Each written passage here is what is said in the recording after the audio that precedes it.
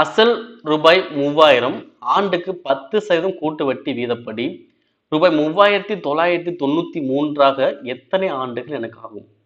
So ஆண்டுகள் கேட்டாங்க என்ன பண்ண நம்ம எப்பயும் போல அசல இருந்து கண்டுபிடிச்சிட்டே வருவோம். எந்த வருட முடிவில் 3999 கண்டுபிடிப்போம். அவ்வளவுதான்.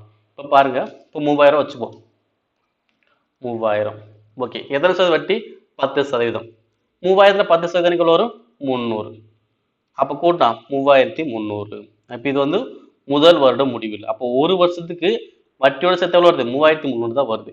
இப்ப திரும்பியும் 10% கண்டுபிடிப்போம். இதுல 10% வரும் 330. அப்ப கூட்டினா 0363. அப்ப 2 ஆண்டு முடிவுல வருது 3630 தான் வருது. எனக்கு எவ்வளவு வரணும்? 3993 வரணும். அப்ப எனக்கு என்ன வரல? திரும்பி என்ன பண்ணுவோம்? திரும்பி 10% கண்டுபிடிப்போம். இதுல 10% எவ்வளோ? 363. அப்ப கூட்டினா 3993. இது 3ஆம் ஆண்டு முடிவில். இப்போ வந்துருச்சுங்களா? அப்ப இந்த 3993 எந்த ஆண்டு முடிவில் எனக்கு கிடைக்குது? 3 ஆண்டு முடிவு தான் எனக்கு கிடைக்குது. அப்ப ஆன்சருக்கு எவ்வளோ? 3 ஆண்டுகள். அவ்வளவுதான்ப்பா. இப்போ இது வந்து பார்த்தா இந்த மாதிரி மெத்தட் கூட்டு வட்டியில தான் ஆன்சர் கண்டுபிடிப்போம். கூட்டு வட்டி இப்படி கண்டுபிடிச்சிங்க அப்படின்னா வட்டி கேட்டாலும் ஆன்சர் பண்ணலாம், மொத்த தொகை கேட்டாலும் ஆன்சர் பண்ணலாம், காலம் கேட்டாலும் இதே மெத்தட்ல ஆன்சர் பண்ணிக்கலாம். ஓகேவா? அசல் கண்டுபிடிக்கிற வேற மெத்தட் நம்ம சொல்லியிருக்கோம், வட்டி விதம் கண்டுபிடிக்கிற வேற மெத்தட் சொல்லியிருக்கோம். ரொம்ப ஈஸியாக நீங்க ஆன்சர் பண்ணிடுவீங்க.